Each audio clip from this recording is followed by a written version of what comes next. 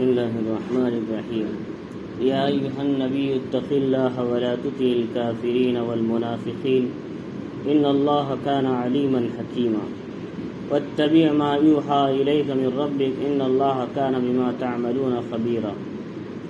شروع کرتا ہوں اللہ کے نام سے جو بڑا مہربان نہایت رحم والا ہے۔ یہ سورہ سورۃ الاحزاب ہے۔ یہ سورہ مدنی ہے جس کے اندر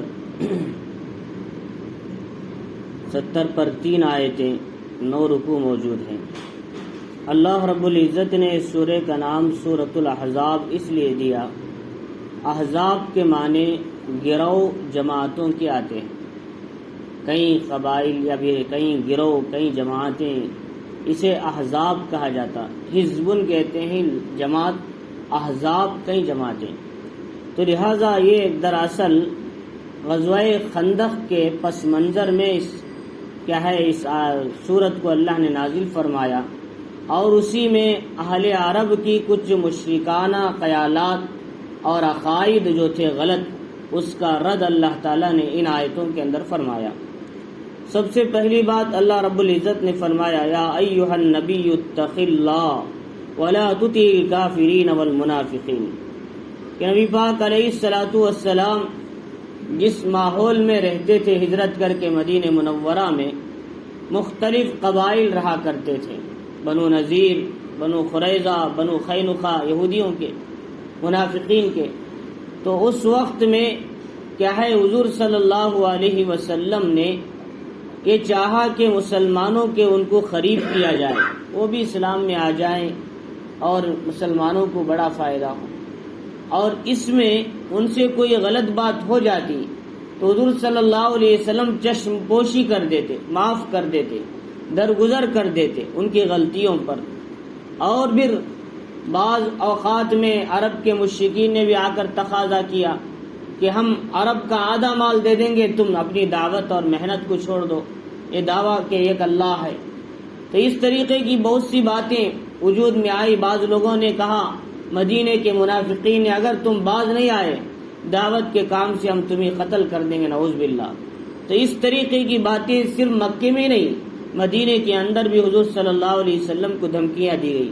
حدیث میں آتا ہے رسول اللہ صلی اللہ علیہ وسلم نے فرمایا، جتنا مجھے اس راستے میں ستایا گیا کسی اور نبی کو اتنا نہیں ستایا گیا، لقد اوذیت فی اللہ وما یؤذی احد، اور جتنا مجھے اس راستے میں ڈرایا دھمکایا گیا اتنا کسی اور نبی کو نہیں ڈرایا گیا، مجھے اس راستے میں بہت تکالیف کا سامنا کرنا پڑا، حضور فرماتے۔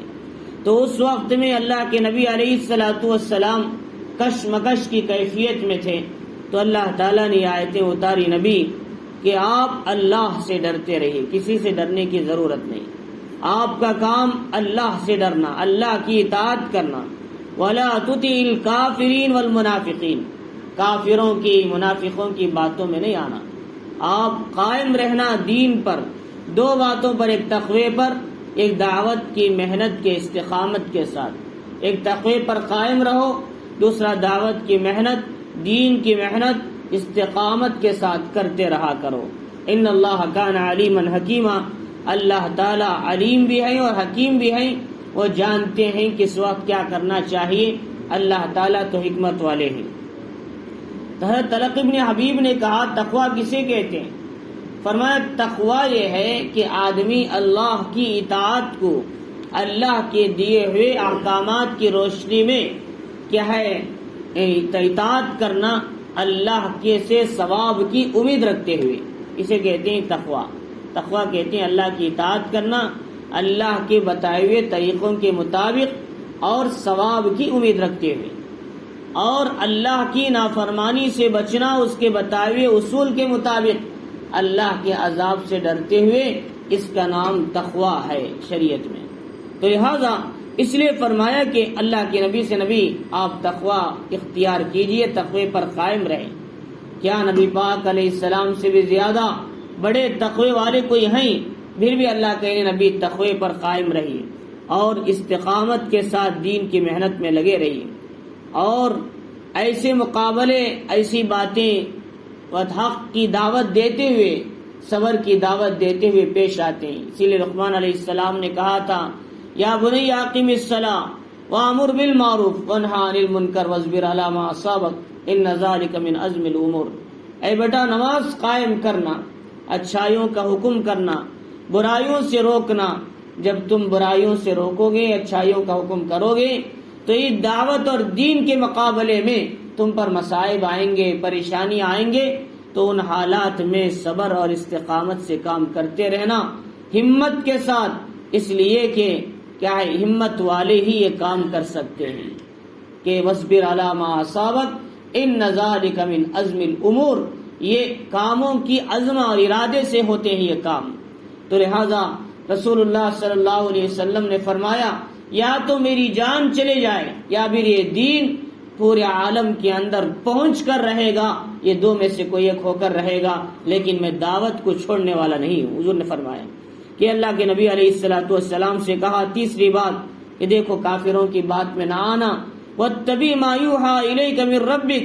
آپ کے رب کے طرف سے جو وحی آپ کی طرف کی جاتی ہے اس کی اتباع کیجیے، اس پر قائم رہیے، اس کی دعوت دیتے رہیے اور کافروں کی باتوں کو نہ مانیے.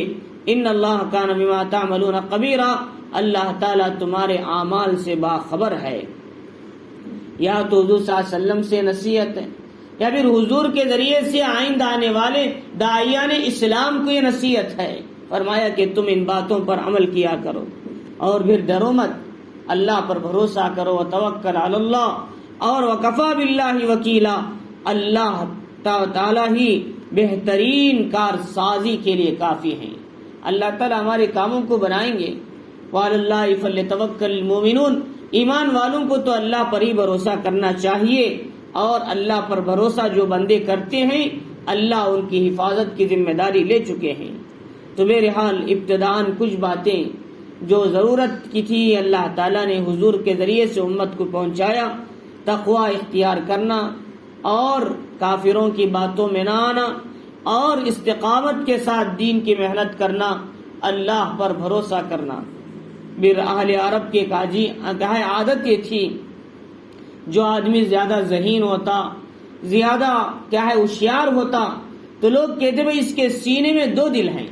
کہتے بھائی اس کا دل زیادہ ہے اس لیے یہ زیادہ آدمی ہوشیار ہے، اچھی باتیں کر رہا ہے. تو قرآن مجید نے سے ہی عرب کے اندر ایک آدمی تھا جمیل ابن معمر فہری جس کا نام تھا. وہ کہتا کہ مجھے دو دل ہیں اس لیے میں زیادہ سوچتا ہوں، تمہارے نبی کے پاس ایک ہی دل ہے. ایک منافق تھا، وہ کہتا میرے پاس دو دل ہے، ایک دل مسلمانوں کے ساتھ ایک دل کافروں کے ساتھ. اللہ نے کہا ایسا کبھی نہیں ہو سکتا کہ ایک ہی مومن کے دل میں کافر کی بھی محبت ہو، اللہ کی بھی محبت جمع ہو. جہاں اللہ کی محبت ہوگی وہاں اللہ کے دشمنوں کی محبت نہیں آ سکتی. جہاں اللہ کے دشمنوں کی محبت ہوگی وہاں اللہ کی محبت نہیں سما سکتی. کسی ایک محبت کو دل میں جمانا یہی اصل علامت ہے مومن ہونے کی. تو لہٰذا یہ سمجھنا کہ کوئی آدمی ہوشیار ہے، اس کے سینے میں دو دل ہیں، یہ تمہارا عقیدہ ہے، تمہاری غلط رسومات ہیں، ورنہ تو اللہ نے کسی کے سینے میں دو دل نہیں بنائے. قرآن کہتا ہے ما جعل اللہ لرجل من قلبین فی جوفی. اور دوسری رسم یہ تھی اہل عرب کے اندر، کوئی آدمی اپنی بیوی سے زہار کر لیتا. زہار کہتے ہیں کہ کوئی آدمی اپنی بیوی سے کہے تو میری ماں کی پیٹھ کی طرح ہے، اس طریقہ انت علیہ کظہر امی. ایسی کوئی بات کہہ دے جب شوہر بیوی کو، تو کیا ہے اسے اپنا تعلق قائم نہیں رکھ سکتا جب تک کہ کفارہ اس کا ادا نہ کر دے. اس کا کفارہ اللہ رب العزت نے پارہ نمبر 28 کے پہلے صفحے میں بیان فرمایا. حضرت حوس ابن صامت خولہ بنت ثعلبہ کا واقعہ وہاں موجود ہے. اسی آخری زمانے میں حضرت خولہ کہ ایک بار حضور صلی اللہ علیہ وسلم کے پاس آ کر شکایت کرنے لگی. انہوں نے کہا کہ میرے شوہر اوس ابن صامت نے میرے ساتھ زہار کر لیا. اور عربوں میں عادت یہ تھی جو شوہر اپنی بیوی سے زہار کر لیتا وہ ہمیشہ کے لیے حرام ہو جاتا، کبھی بھی وہ زندگی میں نکاح نہیں کا زندگی نہیں گزار سکتا. یہ عربوں کا خیال تھا، ان کا عقیدہ تھا. تو یہ آیتیں جب وہ آ کر شکایت کی تو اللہ کے نبی پاک علیہ السلام نے فرمایا دیکھو اس بارے میں کوئی آیتیں بھی نہیں اترے ہیں. لہٰذا اس لیے ہم کو چاہیے کہ تم اپنے شوہر سے دوری رہ سکتی ہو، اس کے علاوہ کوئی راستہ نہیں، اور اس بارے میں کوئی وضاحت بھی نہیں آئی ہے۔ تو حضرت ثعلبہ، حضرت قولہ رونے لگی اور اللہ سے شکایت کرنے لگی، تو اللہ تعالیٰ نے حضرت قولہ کی اس رونے کو اور اس درد کو دیکھ کر اللہ نے آیتوں کو اتارا، پوری امت کو سبق دیا، تم میں سے جو کوئی اپنی بیوی سے زہار کر لے حقیقت میں وہ تمہاری ماں نہیں بن سکتی، وہ تمہاری بیوی ہے، لہٰذا تم ان کے ساتھ نکاح جاری رکھ سکتے ہو، لیکن اس کا شرط یہ ہے کہ اس کا کفارہ ادا کرو۔ کفارہ کیا ادا کرنا؟ 2 مہینے مسلسل روزے رکھنا، یا بھی رہ کہ 60 مسکینوں کو کھانا کھلانا، نہ ہو سکے تو پھر یہ غلام کو آزاد کرنا، غلام آزاد کرو، یا پھر 2 مہینے روزے رکھو، یا پھر کہ 60 مسکینوں کو کھانا کھلاؤ، یہ ادا کر کے پھر اپنی زندگی گزار سکتے ہو جائز ہے۔ اگر تم میں سے کوئی آدمی اپنی بیوی سے زہار کر لے، قرآن مجید نے کہا والذین یظاہرون من نسائہم، فرمایا کہ جو اپنی عورتوں سے زہار کر لیتے ہیں، فرمایا ایسے لوگوں کو چاہیے کہ غلام آزاد کرے، نہ ہو سکے تو فمن لم یجد فصیام، کہے شہرین متتابعین، 2 مہینے روزے رکھے، نہ ہو سکے تو 60 مسکینوں کو کھانا کھلائے، 60 مسکین۔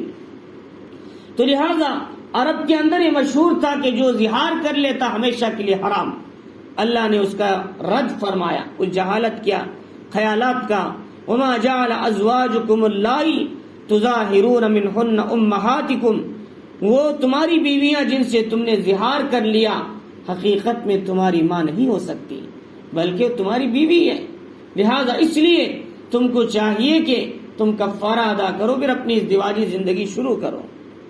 اور تیسری رسم یہ تھی عربوں کے اندر، کسی بچے کو لے کر پال لیتے تو اس کے باپ کے نام کے بجائے اور اس کی جگہ اپنا نام دیتے، کہتے کہ زید ابن محمد، چاہے اسی طریقے سے سالم ابن مولا، سالم ابن حذیفہ، ایسا اس طریقے سے اس کے باپ کو نام چھوڑ کر اپنا نام رکھ دیتے اور کہتے میرا بیٹا ہے، لوگ بھی انہی کی طرف منسوخ کر کے کہتے یہ فلاں کے بیٹے، حالانکہ وہ کسی اور کا بیٹا ہے، انہوں نے ان کو بچے کو لے کر پال لیا۔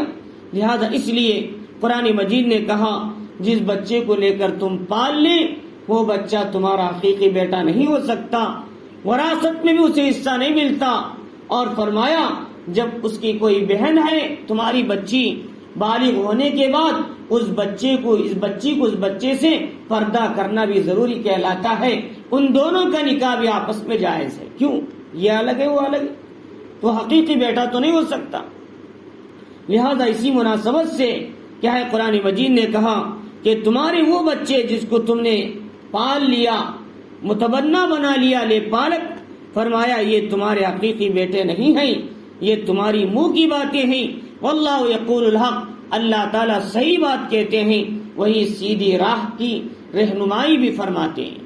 چنانچہ حضرت زید بن حارثہ حضور صلی اللہ علیہ وسلم کے پاس تھے، غلاموں میں سب سے پہلے اسلام لانے والے، تو جب حضور صلی اللہ علیہ وسلم نے ان کو آزاد کر کے اپنا بیٹا بنا لیا تو لوگ کیا کہتے زید ابن محمد، زید ابن محمد، حالانکہ حارثہ کے بیٹے تھے، وہ زید ابن محمد کر کے پکارتے تھے۔ ایسے ہی حضرت سالم ایران سے آئے تھے غلام بن کر، حضرت سبیتا ابن یعار انصاریہ کے غلام تھے، حضرت حذیفہ نے اس عورت سے نکاح کیا تو عورت نے بچے کو آزاد کر دیا، حضرت حذیفہ نے بیٹا بنا لیا اسے، اب وہ قرآن کا علم حاصل کرے، بڑے بہترین عالم اور فقیہ بنے اور یہ مقام حاصل کیا۔ حضور نے فرمایا اگر قرآن سیکھنا ہے تو سالم سے سیکھا کرو، اتنا مقام تھا ان کا۔ تو اس وقت میں بھی لوگ کہتے سالم ابن حذیفہ، حالانکہ کسی اور کے بیٹے تھے۔ تو یہ بات جب آیتیں اتری تو تمام لوگوں نے یہ طے کر لیا اب کوئی بھی لے پالک بچے کو اپنی طرف منسوب کر کے نام نہیں رکھیں گے، بلکہ وہ کیا ہے ان کا نام بدل دیں گے، وہ ان کے باپ کی طرف منسوب کریں گے۔ چنانچہ اس کے بعد زید ابن محمد کے بجائے زید ابن حارثہ کہنے لگے، کیا ہے سالم ابن حذیفہ کے بجائے سالم مولا ابو حذیفہ کہنے لگے، ابو حذیفہ کے آزاد کردہ غلام۔ تو اس طریقے سے قرآن مجید نے بتایا کہ اب یہ تمہارا حقیقی بیٹا نہیں ہے، لہذا تم اسے حقیقی بیٹا سمجھ کر اس کے جگہ اس کے باپ کی جگہ تم اپنا نام رکھو سکو۔ لہذا اسی لیے علماء نے لکھا ہے کہ اگر کوئی آدمی کیا ہے شادی کے رقوم پر یا کوئی ڈاکومنٹس پر اس لے پالک بچے کی باپ کی جگہ اپنا نام لکھاتا ہے تو بڑا گنہگار کہلائے گا۔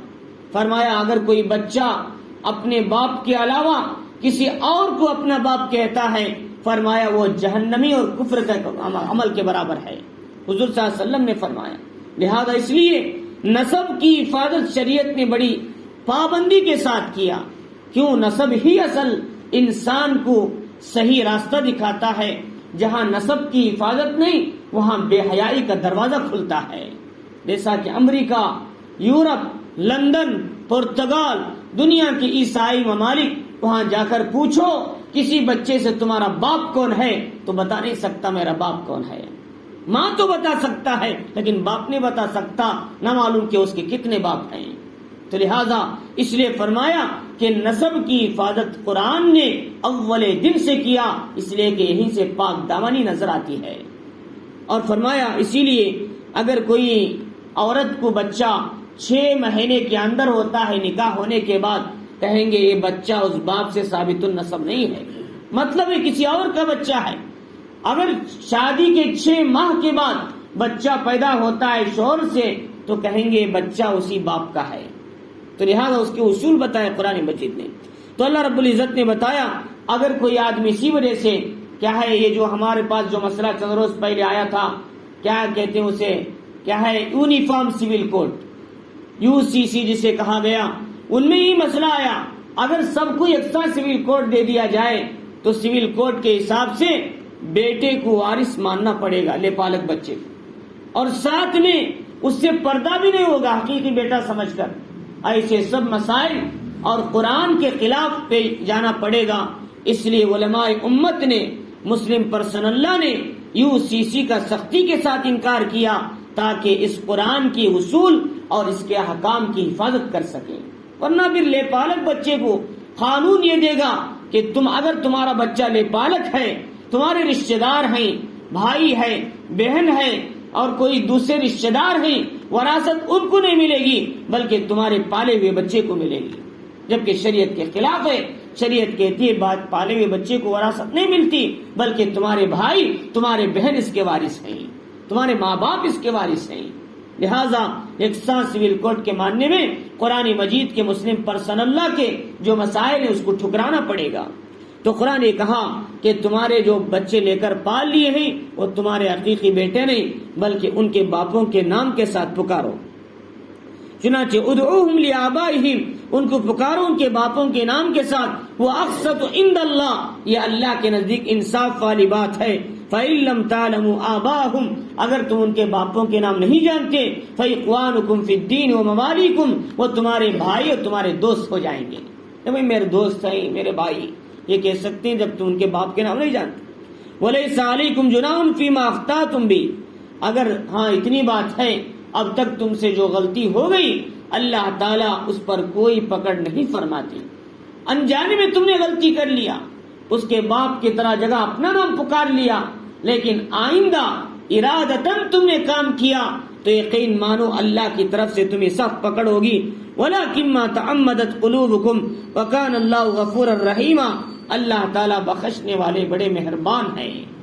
تو اس آیت میں اللہ نے 3 باتیں بتائی۔ کوئی آدمی ہوشیار ہے، اس کے 2 دل ہیں، ایسی کوئی بات نہیں، ہر ایک کو ایک ہی دل اللہ نے بنایا۔ ہاں اتنی بات ہے کسی کا دل بڑا ہو کسی کا دل چھوٹا ہو، وہ اندرونی کیفیات کے لحاظ سے۔ اور دوسری بات یہ بتائی کہ دیکھو جن بیویوں سے زہار تم نے کر لیا وہ ہمیشہ کے لیے حرام نہیں، جیسا کہ عربوں میں تھا، لہذا تم ان کا کفارہ ادا کر کے پھر اپنی زندگی شروع کر سکتے ہو۔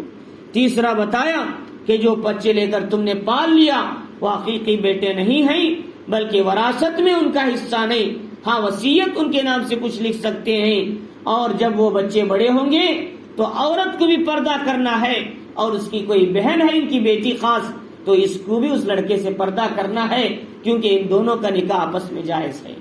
اب جائز ہے تو پھر کیا کرنا ہے ایسے مسائل میں جن کو لے کر ہم نے پال لیا بچے کو، کیا کرنا چاہیے؟ فرمایا جب جیسے بچے کو ہم نے لے کر پال لیا اس بچے کو دودھ پلا لو تاکہ وہ بچہ رضائی بیٹا بن جائے. جب رضائی بیٹا بن گیا تو پردہ نہیں ہے اسے، اور بہن کو بھی پردہ کرنے کی ضرورت نہیں، ماں کو بھی پردہ کرنے کی ضرورت نہیں. ماں اس کی رضائی ماں بن گئی، بہن اس کی رضائی بہن بن گئی. رضائی بہن سے رضائی ماں سے پردہ نہیں ہے قرآن کے اصول سے. تو لے کر پال لیے بچے تو اس بات کا ذہن میں رکھنا ضروری ہے، اسے دودھ پلا کر اپنا رضائی بچہ بناؤ. اگر نہیں بنائیں گے تو مسئلہ پیدا ہو.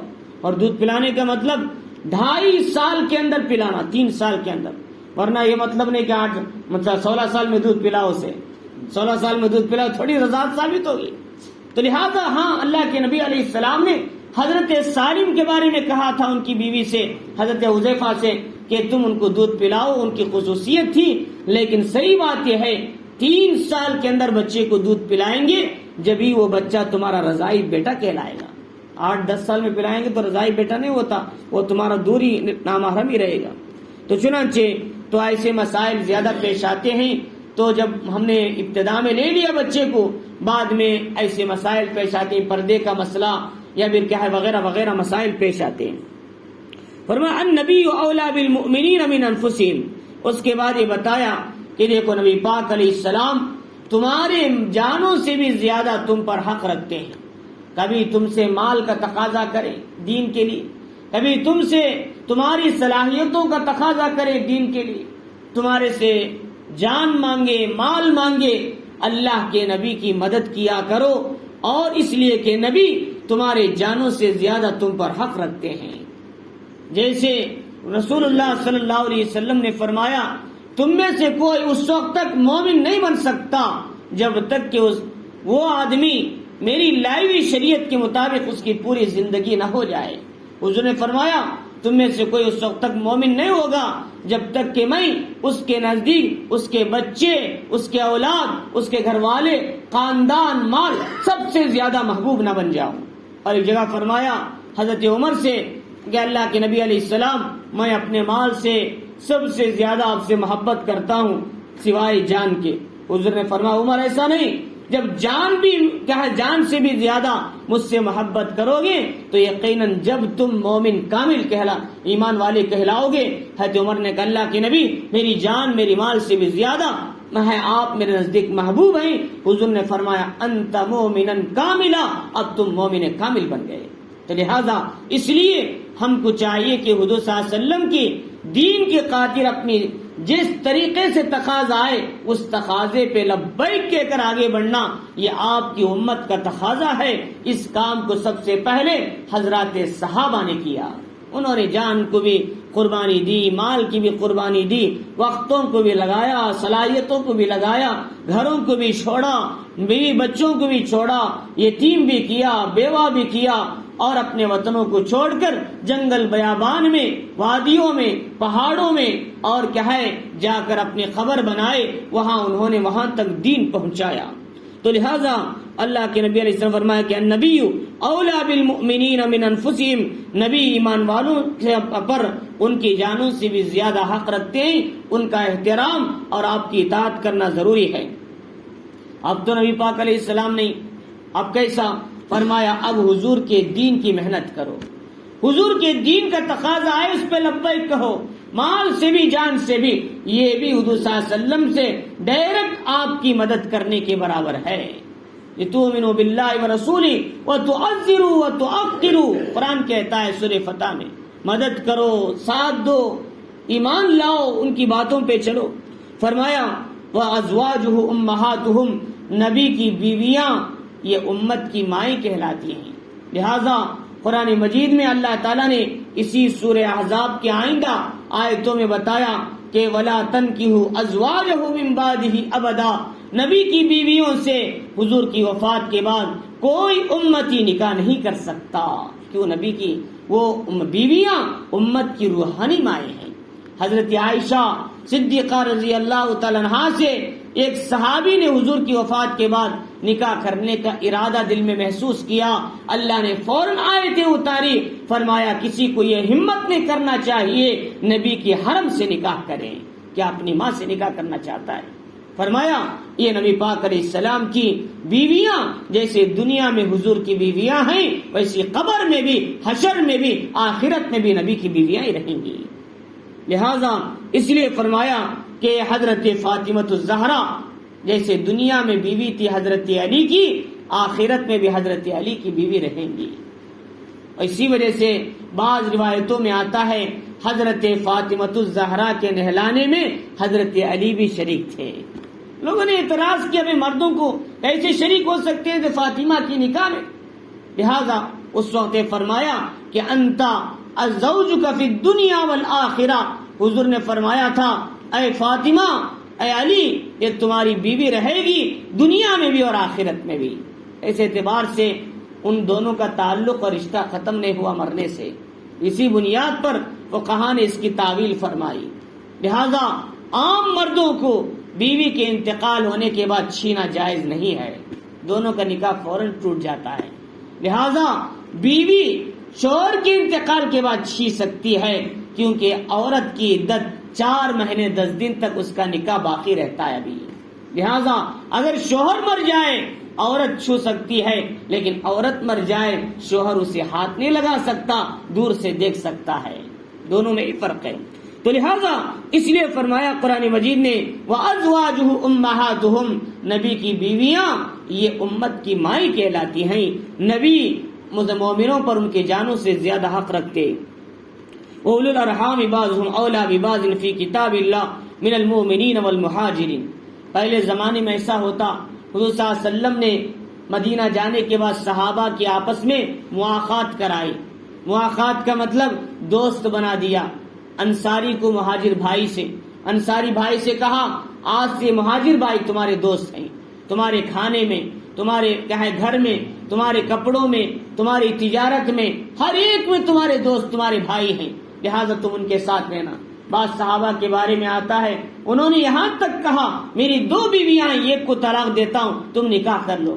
عورتوں نے کہا، انہوں نے کہا بھائی اتنا تکلیف اٹھانے کی ضرورت نہیں، بس رہنے کے لیے گھر دے دو، بس دعوت کا کام کرنے کے لیے ہمیں جگہ دے دو، اور تجارت میں بھی شریک کرنے کی ضرورت نہیں، ہم اپنی تجارت کر کے زندگی گزاریں گے۔ عبد الرحمن ابن عوف رضی اللہ تعالیٰ عنہ کے مواخاتی بھائی نے کہا بھائی میرا گھر میرا مال سب تمہارا ہے۔ عبد الرحمن ابن عوف نے کہا نہیں نہیں، تمہارا مال تمہیں سلامت ہو، تمہاری تجارت تمہیں سلامت ہو، بس میں تمہارے گھر میں رہوں گا جب تک کہ میرے گھر کا انتظام نہ ہو جائے۔ روزانہ صبح میں پنیر اور گھی لے کر مدینے کے بازار میں 4 گھنٹے تجارت کرتے تھے، پھر آ کر دین کی خدمت میں لگ جاتے تھے۔ چنانچہ اللہ تعالیٰ نے آپ کی تجارت میں اتنی برکت دیا، مدینے کے اندر کوئی آدمی سوداگر آتا 100 اونٹ لے کر بیچنے کے لیے تو لوگ کہتے ہم میں سے کوئی اس کیپیسٹی کا آدمی نہیں ہے، عبد الرحمن ابن عوف کروڑ پتی ہیں، جاؤ وہ 100 اونٹ اسی لمحے میں خرید لیں گے۔ لہذا اللہ نے ایسی مال میں برکت دیا۔ لوگ کہتے ہیں نماز چھوڑ کر ہم کروڑ پتی بنیں گے، دین کا کام چھوڑ کر کروڑ پتی بنیں گے، اور اللہ کے حکموں کو توڑ کر کروڑ پتی بنیں گے۔ حضرت عبد الرحمن ابن عوف نے 4 گھنٹے کام کر کے اللہ نے دنیا کا سب سے بڑا مالدار بنا دیا، لیکن وقت اللہ کے دین کے لیے دیا۔ لہذا یہ سبق ہے انسانوں کے لیے کہ دیکھو اسباب اور مال سے ہماری کامیابی نہیں، اللہ اسباب کے پیچھے سے دینے والی خدا کی ذات ہے، وہ 4 گھنٹے میں بھی تمہیں دے سکتی ہے۔ دکان بند کرو جب بھی نماز کے وقت تمہیں دے گا، اگر تم اللہ کے احکام کی فرما برداری کرو اللہ تمہیں دینے کے لیے دروازے کھول کر تیار ہے۔ وَلَوْ أَنَّ أَهْلَ الْقُرَىٰ آمَنُوا وَاتَّقَوْا لَفَتَحْنَا عَلَيْهِمْ بَرَكَاتٍ مِّنَ السَّمَاءِ، اگر ایمان والے بستی والے اگر ایمان لاتے، تقوی اختیار کرتے، اللہ کے حکموں پر چلتے، اللہ تعالیٰ آسمان سے رزق کے دروازوں کو کھول دیتے برکت کے۔ تو لہذا اللہ رب العزت فرماری کہ جو اس زمانے میں جو دوست ہوتے تھے تو کہتے جب وہ مر جاتا تو انصاری تو ان کی وراثت میں ان کو بھی حصہ ملتا تھا، کیوں دوست بنائے تھے حضور نے۔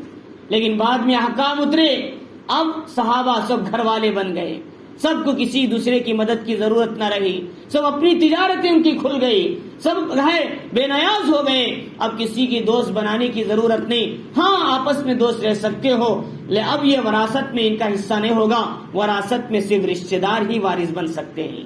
اب پہلے دوست کی بنیاد پر وراثت ملتی تھی، اب نہیں چلے گی، بلکہ اب چلے گی تو صرف کس بنیاد پر؟ رشتہ داری کی بنیاد پر۔ قرآن کہتا ہے وَأُولُو الْأَرْحَامِ بَعْضُهُمْ أَوْلَىٰ بِبَعْضٍ فِي کتاب اللہ، رشتہ دار آپس میں مومنوں سے مہاجروں کی بنسبت زیادہ تعلق اور کیا ہے رکھتے ہیں رشتہ داروں سے، کیا ہے مال کے اعتبار سے، وراثت کے اعتبار سے۔ اب تم کیا کرنا ہے؟ اپنے مواخاتی بھائی کو وراثت نہیں دینا، اپنے رشتہ داروں کو دینا ہے۔ اب وہ ختم، وہ مسئلہ پہلے تھا ابتدائی زمانے میں۔ تو چنانچہ الا ان تفعلوا الى اولیائکم معروفا، ہاں اتنا کر سکتے ہو، اللہ نے تمہیں مال زیادہ دیا ہے، تم اپنے بھائی کے لیے وصیت لکھ سکتے ہو، بھئی انہوں نے میری زندگی بھر ساتھ دیا، لے پالک بچہ ہے، ہمیں پوری زندگی ہاتھ پکڑا، بڑھاپے میں اب اسے وراثت تو نہیں ملتی شریعت کے اصولوں کے مطابق، مسلم پرسن اللہ کے مطابق، ہاں میرے مال میں سے پو مال کی سے وصیت کرتا ہوں۔ اس طرح اس بچے کو محروم کیے بغیر کیا ہے دنیا سے جا سکتے ہیں۔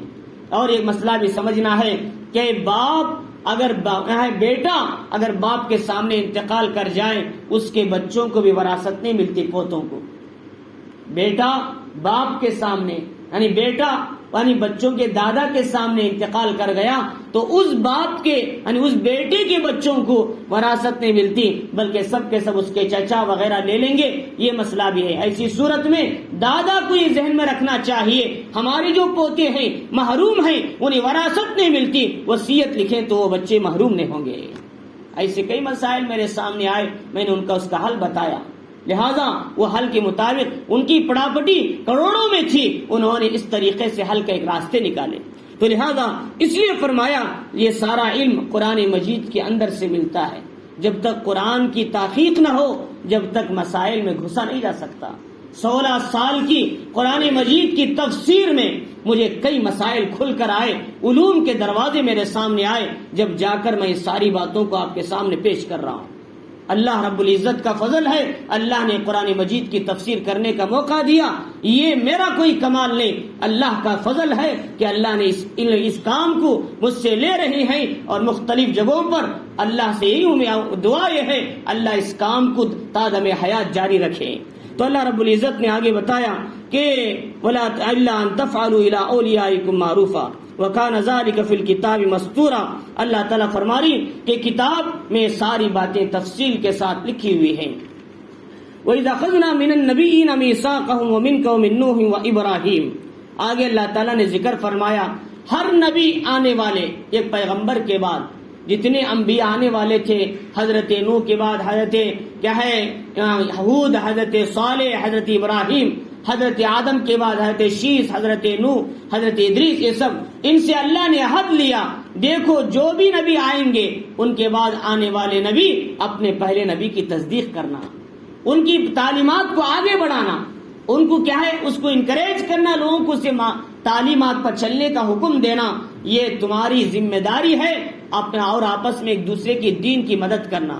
وَإِذَا أَخَذَ اللَّهُ مِيثَاقَ النَّبِيِّينَ لَمَا آتَيْتُكُم مِّن كِتَابٍ وَحِكْمَةٍ ثُمَّ جَاءَكُمْ رَسُولٌ مُّصَدِّقٌ لِّمَا مَعَكُمْ لَتُؤْمِنُنَّ بِهِ وَلَتَنصُرُنَّهُ۔ قرآن مجید نے سورہ مائدہ میں اللہ تعالیٰ نے یہ عہد لیا تھا انبیاء اکرام سے، وہی عہد کے بارے میں اللہ ذکر کر رہے ہیں۔ ہم نے عہد لیا تمام نبیوں سے، مضبوط عہد، اور آپ سے محمد الرسول اللہ صلی اللہ علیہ وسلم، خصوصاً آپ سے، آپ کا ذکر پہلے، وَمِن نُوحٍ وَإِبْرَاهِيمَ وَمُوسَىٰ وَعِیسیٰ۔ انبیاء میں سب آ گئے، ان چار کا ذکر کیوں؟ یہ جلیل القدر انبیاء ہیں، ان کا مقام زیادہ ہے۔ حضرت نوح اولو العزم پیغمبر ہیں، حضرت ابراہیم الولید توحید کے سرشار ہیں، حضرت موسیٰ کیا ہے اللہ نے بڑا کمال دیا تھا، حضرت عیسیٰ اللہ تعالیٰ نے آپ سے بھی بڑی قربانیاں لی۔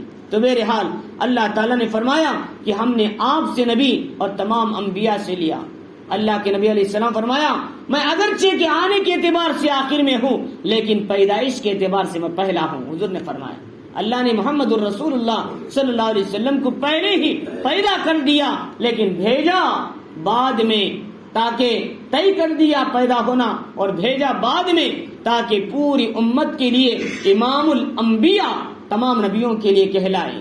اور فرمایا کہ اللہ تعالیٰ نے وَأَخَذْنَا مِنْهُم مِّيثَاقًا غَلِيظًا، ہم نے ان سے مضبوط عہد لیا تھا، اور یہ عہد بھی ہے کہ قیامت کے دن اللہ تعالیٰ نے انبیاء سے بھی عہد لیا کہ تم پیغمبروں نے اپنی امتوں کو یہ احکام پہنچانا، اس میں کوئی کوتاہی نہیں کرنا۔ اللہ تعالیٰ اس کے بارے میں بھی قیامت کے دن سوال کریں گے۔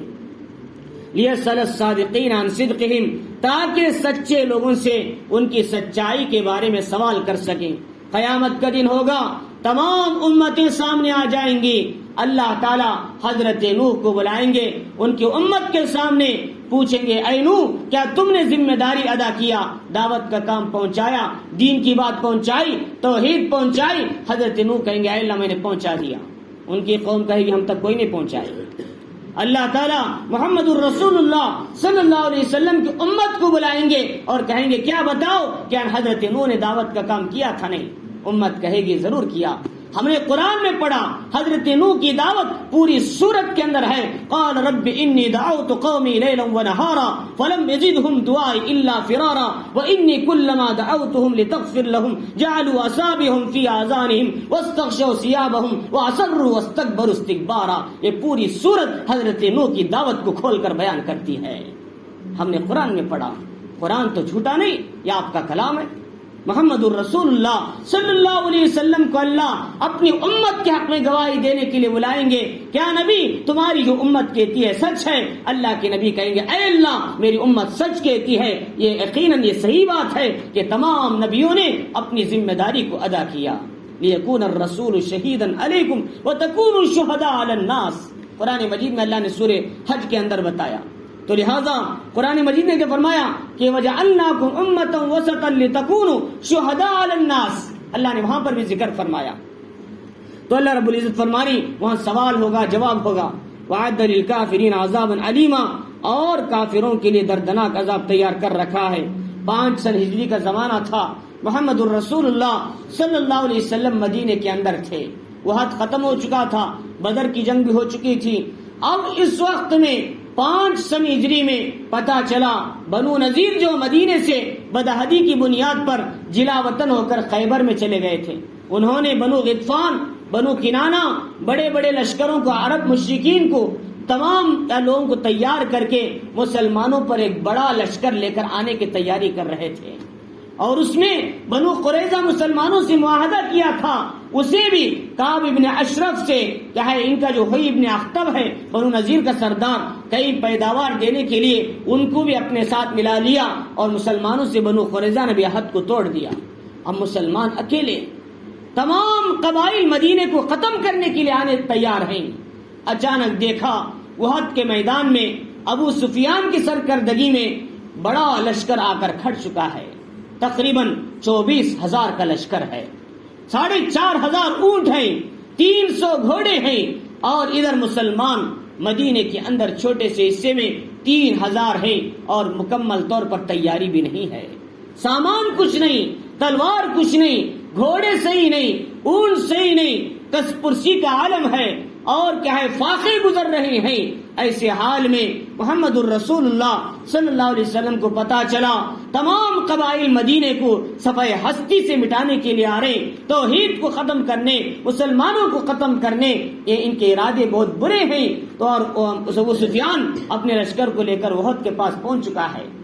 حضور صلی اللہ علیہ وسلم کے اس طرف بھی پہاڑ تھے، ادھر آپ کے قبائل تھے، اور سامنے کا حصہ کھلا ہوا تھا، ادھر صحابہ کے گھر، ادھر پہاڑ، سامنے کا حصہ کھلا ہے۔ اور ایسے وقت میں حضور صلی اللہ علیہ وسلم نے حضرت سلمان فارسی سے مشورہ کیا۔ روم کے اندر جب جنگیں لڑی جاتی ہیں تو جب کوئی لشکر اندر نہیں آنا ہمارے پاس تو بڑے بڑے گڑھے کھودے جاتے تھے، خندق، تاکہ لشکر انگل کر اندر نہ آ سکے۔ لہذا یہی مشورہ حضرت سلمان فارسی نے دیا، اور سلمان فارسی بڑے مقام والے صحابی، انہوں نے بڑی قربانیوں تک کے بعد، بڑے غلامیاں سہنے کے بعد مدینہ پہنچے، اور حضور صلی اللہ علیہ وسلم کی غلامی میں آئے، مسلمان ہوئے، اور کیا ہے اللہ تعالیٰ نے اتنا مقام دیا، حضور نے فرمایا سلمان منا اہل البیت، سلمان میرے گھر کے آدمیوں میں سے ہے۔ اللہ نے وہ مقام دیا ہے۔ سلمان کہاں کے رہنے والے تھے؟ فارس، ایران کے رہنے والے، آگ کی پوجا کرنے والے کے بیٹے تھے سلمان فارسی۔ اللہ کے دین کے خاطر کن کن قربانیوں سے، کن کن ملکوں کا سفر کر کے مدینہ پہنچے تھے دین حاصل کرنے کے لیے۔ آج ہمیں اپنے گھر سے مسجد تک دین حاصل کرنا بڑا مشکل ہے جا کر. انہوں نے دین کتنی مشکلوں سے حاصل کیا. حضرت سلمان فارسی کی تاریخ کو سنائیں تو گھنٹے لگ جائیں گے آپ کی تاریخ میں. تو فرماتے ہیں کہ انہوں نے کہا اللہ کے نبی علیہ السلام خندق کھودی جائے. حضور صلی اللہ علیہ وسلم نے 5 گز چوڑی اور 5 گز گہری خندق کھودنے کا حکم دیا. 5 گز تقریباً 10 قدم سے زیادہ, 10 قدم 2 ہاتھ, ایک ہاتھ کا کیا ہے 2 ہاتھ کا 1 گز کہلاتا. ہمارا جو ہاتھ منڈے سے لے کر یہاں تک, ایسے 2 ہاتھ ملا کے 1 گز, 1 میٹر سمجھیے. تو ایسے 10 میٹر لمبا, 10 میٹر لمبا 10 میٹر گہرا گڑھا کھودنے کا حکم دیا. صحابہ اکرام نے قربانی, بھوک, کپڑے نہیں, سردی کا زمانہ ہے اور اکیلے ہیں, تنے تنہا ہیں, یقین صرف اللہ پر ہے, اسباب پر نہیں, تلوار پر نہیں, گھوڑے اور اونٹوں پر نہیں, اور طاقت اور قوت پر نہیں, اللہ کی ذات پر بھروسہ کیے ہوئے. چنانچہ اس موقع پر ایک صحابی آئے, گڑھا کھود رہے تھے, حضور بھی مٹی اوپر اڑ رہی ہے اور وہ صحابی بھی بھوک کی حالت میں پریشان ہیں. اللہ کے نبی کئی دن ہو گئے, بھوک لگ رہی ہے, پیٹ میں بہت ہی تکلیف ہو رہی ہے. انہوں نے اپنا کپڑا پیٹ اٹھا کر دکھایا تو ایک پتھر بندھا ہوا ہے تاکہ ان کی کمر کھٹ سکے. محمد الرسول اللہ صلی اللہ علیہ وسلم پر قربان جائیں, آپ نے اپنا پیٹ اٹھا کر دکھایا, 2 پتھر آپ کے پیٹ پہ بندھے ہوئے ہیں. اللہ کے نبی نے فرمایا اس وقت میں تجھ سے بھی زیادہ بھوکا ہوں لیکن دین کے خاطر. حضرت جابر نے حضور صلی اللہ علیہ وسلم کی حالت نہیں دیکھی گئی, اپنی بیوی سے کہا گھر میں کچھ کھانا ہے, 1 سیر آٹا ہے, بکری ہے, تھوڑا سا ذبح کر کے بکری کے بچے کو 6 آدمیوں کو بلا کے لاؤ, دعوت دیں. ابو صلی اللہ علیہ وسلم کو حضرت جابر ہلکا سے جا کر کان میں بولے اللہ کے نبی فاقے کا زمانہ ہے, آپ کو تو بہت بھوک لگ رہی ہوگی, آپ کی حالت دیکھنے جا رہی ہے, اللہ کے نبی 6 آدمیوں کو لے کر ہمارے گھر دعوت آ جائیے. حضور نے فرمایا تمام خندق والو آ جاؤ, جابر کے گھر میں دعوت ہے. حضرت جابر کے پیر کے نیچے سے زمین کھسک گئی. بھائی 1100-1200 آدمی تھوڑے کھائیں گے سیر آٹے میں, اتنا بڑا مجمع کیسے کھائے گا؟ لیکن بولنے والی جو ذات تھی وہ محمد الرسول اللہ صلی اللہ علیہ وسلم کی عظیم ذات جو معجزات سے بھری ہوئی تھی. اللہ کی مدد آپ کے ہر قدم پر رہا کرتی تھی. لہذا حضرت جابر نے کہا جب نبی کہتے تو کوئی مسئلہ نہیں ہے. نبی کی ذات پر اتنا یقین تھا. حضور نے فرمایا جاؤ جابر سالنا بناؤ لیکن کھولنا نہیں, میں آ کر شروع کروں گا. آٹا گوندو, روٹیاں میں آ کر ڈالوں گا. اللہ کے نبی ڈالتے گئے, صحابہ کھاتے گئے, گول ڈالتے گئے, صحابہ کھاتے گئے. سالنا اپنی جگہ باقی, آٹا اپنی جگہ باقی, تمام صحابہ کھا کر سیراب ہو چکے تھے. محمد الرسول اللہ صلی اللہ علیہ وسلم کی دعا کی برکت اللہ نے تمام کو سیراب کر دیا. اب دلیل اچھی ہے سنی حضرات کے لیے. وہ لوگ کہتے ہیں حضور صلی اللہ علیہ وسلم نے فاتحہ پڑھ دیا اس لیے برکت بہت آ گئی. فرمایا محترم حضرات اصل بات یہ ہے کہ یہاں پر کوئی فاتحہ نہیں پڑھی گئی تھی, بس اللہ کے نبی نے برکت کی دعا کر دی. اے اللہ اس کھانے میں برکت دے, تیرے صحابہ بھوکے. لہذا ایسے واقعات کو دلیل بنا کر فاتحہ کو ثابت کرنے کی کوشش نہیں کرنا, غلط ثبوت ہے سب. ہاں اللہ کے نبی پاک علیہ السلام جب دعا کرتے ہیں اے اللہ برکت دے تو ختم برکت آ گئی. لہذا اس لیے غلط دلائل پیش کرنے کی کوشش نہیں کرنا. تو لہذا اس لیے تو صحابی رسول نے حال تھا تو اللہ کے نبی علیہ السلام صحابہ کو تھوڑا تھوڑا حصہ 5 صحابہ کو دیا اور سب کے سب کیا ہے آپ گڑھا کھود گیا. اب کیا ہے بڑا مجمع سامنے آ کر کھڑ گیا. 1 مہینے تک محاصرہ رہا. صحابہ پر سردی کا موسم, کپڑے مکمل نہیں, فاقے پر فاقہ ہے. ایسے حال میں اللہ کے دین کے خاطر کھڑے ہوئے ہیں دین کے لیے. لہذا اس موقع پر منافقین بہانہ بنا کر بھاگنے لگے, یہودی بہانہ بنا کر بھاگنے لگے. ہمارے گھر غیر محفوظ ہیں, ہمارے مال غیر محفوظ ہیں, نہیں ہم نہیں آ سکتے, ہم چلے جائیں گے. اللہ تعالیٰ نے جن کو ثابت قدم رکھا اللہ ایسے موقع پر مومنین کو منافقین کو الگ کر دیتے ہیں, سمجھاتے ہیں. اس مشکل حال میں کون منافق بنتا ہے, کون مسلمان بنتا ہے. مسلمان جو ہوتا ہے وہ مشکلات میں بھی ثابت قدم رہتا ہے, منافق جو ہوتا ہے مشکلات میں ہاتھ چھوڑ دیتا ہے. یہ حال آج بھی دنیا میں موجود ہے. آئندہ بھی ہم لوگ دیکھیں گے کچھ ایسے منافقین بھی اٹھیں گے, عین وقت میں جن کو ہم سچا پکا مسلمان سمجھتے وہ لوگ ہاتھ چھوڑ دیں گے جب عین موقع ہوگا اسلام کا ساتھ دینے کا. ایسے حالات آئیں گے اور ہم اپنی آنکھوں سے بھی دیکھیں گے. لہذا اس لیے ہر زمانے میں منافقین رہے, ہر زمانے میں پکے مسلمان رہے, اور ان قربانیوں سے, ان آزمائشوں سے مسلمان اور منافق الگ ہو جاتے ہیں. اللہ تعالیٰ سمجھا دیتے ہیں. تو اللہ تعالیٰ نے فرماتے ہیں 30 دن کا محاصرہ. اب اس محاصرے میں کبھی ادھر سے کودنا چاہتے تھے, مسلمانوں پر حملہ کرنا, کبھی ادھر سے آنا چاہتے. اتنے میں ایک بڑا شہسوار مکے کا اب ہے عبد الرحمن ابن عبد اد, کیا ہے عبداللہ ابن عبد اد, ایک بڑا پہلوان تھا, 100 آدمیوں کا مقابلہ کر سکتا تھا بیک وقت. اتنا بڑا پہلوان وہ اچانک سے اپنا گھوڑا پوری ایڑی لگا کر اندر آ گیا. حضور نے فرمایا علی جاؤ اس کا مقابلہ کرو. حضرت علی نے ایک ہی وار میں اس کی گردن کو تن سے جدا کر دیا. حضرت علی تو ان سے بھی بڑے تھے. کیا ہے علی تو خدا کے بھی شیر ہے, میرے بھی شیر ہے. اللہ کے نبی نے فرمایا ہے تھے حمزہ کے بارے میں.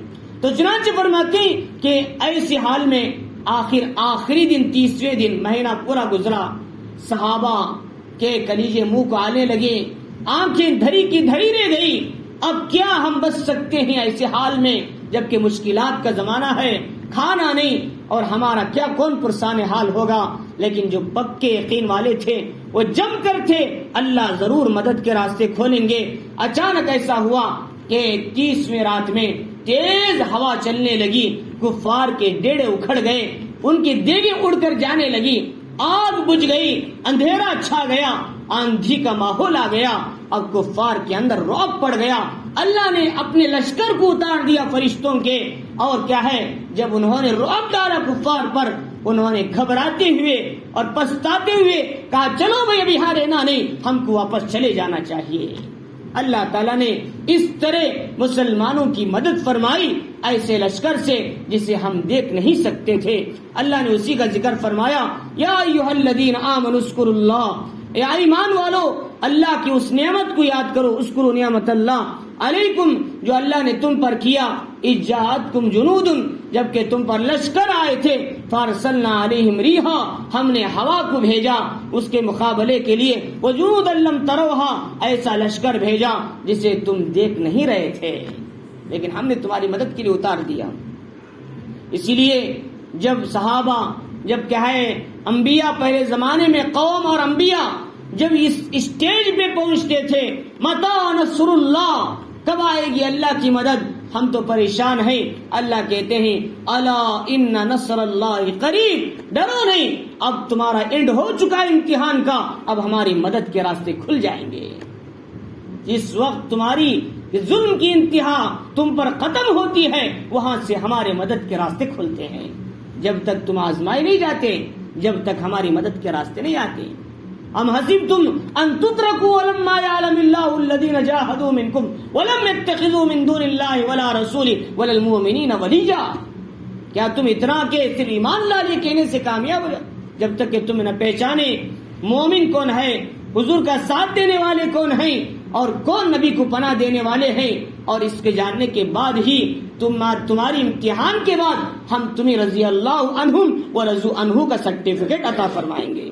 تو اللہ تعالیٰ فرما رہی وَكَانَ اللَّهُ بِمَا تَعْمَلُونَ بَصِيرًا, اللہ تمہارے اعمال کو دیکھ رہا ہے. وَإِذْ جَاءُوكُم مِّن فَوْقِكُمْ وَمِنْ أَسْفَلَ مِنْكُمْ, جبکہ تمہارے اوپر سے بھی لشکر بنو غطفان, تمہارے نیچے سے بھی لشکر کفار کا آیا ہوا تھا. وَإِذْ زَاغَتِ الْأَبْصَارُ, آنکھیں پھٹی کی پھٹی رہ گئی اور کلیجے منہ کو آنے لگے. وَبَلَغَتِ الْقُلُوبُ الْحَنَاجِرَ وَتَظُنُّونَ بِاللَّهِ الظُّنُونَ, اور اللہ کے بارے میں نفس برے برے خیالات لا رہا تھا. کیا ہوگا, تم ناکام ہو جاؤ گے, تم گاجر مولی کی طرح کاٹے جاؤ گے, تمہارا حساب نہیں ہوگا. ایسے وقت میں ایمان والے سخت جھنجھوڑ دیے گئے. ہنالک ابتلی المؤمنون وزلزلوا زلزالا شدیدا, یہاں مومنوں کی آزمائش کی گئی اور سخت جھنجھوڑ دیے گئے. وَإِذْ يَقُولُ الْمُنَافِقُونَ وَالَّذِينَ فِي قُلُوبِهِم مَرَضٌ, وہ منافق جن کے دلوں میں مرض تھا اور اسلام سے نفاق تھا, ان لوگوں نے کہا ما وعدنا اللہ ورسولہ الا غرورا, اللہ اس کے رسول نے تو ہم سے دھوکہ کیا ہے, اللہ اس کے رسول نے ہم سے دھوکہ کیا, ہمیں لا کر حفاظت کے لیے ہم کو مروا رہے ہیں لوگوں کے سامنے. لیکن ایمان والوں نے کہا نہیں نہیں, یہ اللہ کی طرف سے آزمائش ہے، اللہ ہماری حفاظت کا ذمہ لے چکا ہے۔ وَإِذْ قَالَتْ طَائِفَةٌ مِّنْهُمْ، اور ان میں سے ایک جماعت یہ کہہ رہی تھی، یا آل یثرب، اے مدینے والو، یثرب والو، یہاں تمہارا کوئی ٹھکانہ نہیں، چلے جاؤ گھروں کو، تم اپنی حفاظت کرو ورنہ یہاں مارے جاؤ گے۔ وَيَسْتَأْذِنُ فَرِيقٌ مِّنْهُمُ النَّبِيَّ، ایک جماعت ان میں سے اجازت مانگ رہی تھی نبی سے کہ ان بیوتنا اورا، اللہ کے نبی ہمارے گھر غیر محفوظ ہیں، حملہ کبھی بھی ہو سکتا ہے۔ وما یہ بھی اورا، حالانکہ ایسی بات نہیں، ان کے گھر محفوظ تھے۔ ان یریدون الا فرارا، بس یہ جنگ سے بھاگنا چاہتے تھے، منافق تھے۔ وَلَوْ دُخِلَتْ عَلَيْهِمْ مِنْ أَقْطَارِهَا، اگر اطراف سے کوئی مجمع آ جاتا، پھر ان کو خریدتا، کہتا کہ آؤ ہمارے کفر کی طرف اور پھر مسلمانوں کو ختم کریں گے، پھر ان سے فتنہ مانگتا تو ضرور اس میں چلے جاتے اور نہ ٹھہرتے بہت کم۔ لہذا وَلَقَدْ كَانُوا عَاهَدُوا اللَّهَ مِنْ قَبْلُ، جبکہ اللہ نے پہلے سے ان سے عہد لیا کہ تم اپنا پیٹ پھیر کر جنگ کے میدان سے نہیں بھاگو گے۔ اللہ تعالیٰ نے عہد لیا تھا، حضور کا عہد لینا، اللہ کا عہد لینا، بنو قریظہ سے، دیگر اقوام سے، مدینے کے۔ وَكَانَ عَهْدُ اللَّهِ مَسْئُولًا، قیامت کے دن اللہ تعالیٰ اس عہد کے بارے میں سوال کریں گے، دنیا میں بھی سوال کریں گے۔ اب یاد رکھو، تم جنگ سے بھاگ رہے ہو ڈر کر یا موت سے ڈر کر بھاگ رہے ہو، موت تو یقیناً آنے والی بات ہے۔ یہاں میدان میں نہیں آئی تو گھر میں نہیں آئے گی، یہاں جنگ میں نہیں آئی تو گھر میں نہیں آئے گی، موت تو کہیں بھی تمہیں پکڑ لے گی، تو موت سے ڈر کر کیوں بھاگتے ہو؟ قُلْ لَن يَنْفَعَكُمُ الْفِرَارُ إِنْ فَرَرْتُم مِّنَ الْمَوْتِ، ہرگز تمہارا بھاگنا تمہیں نفع نہیں دے گا اگر تم موت سے یا جنگ سے ڈر کر بھاگ رہے ہو۔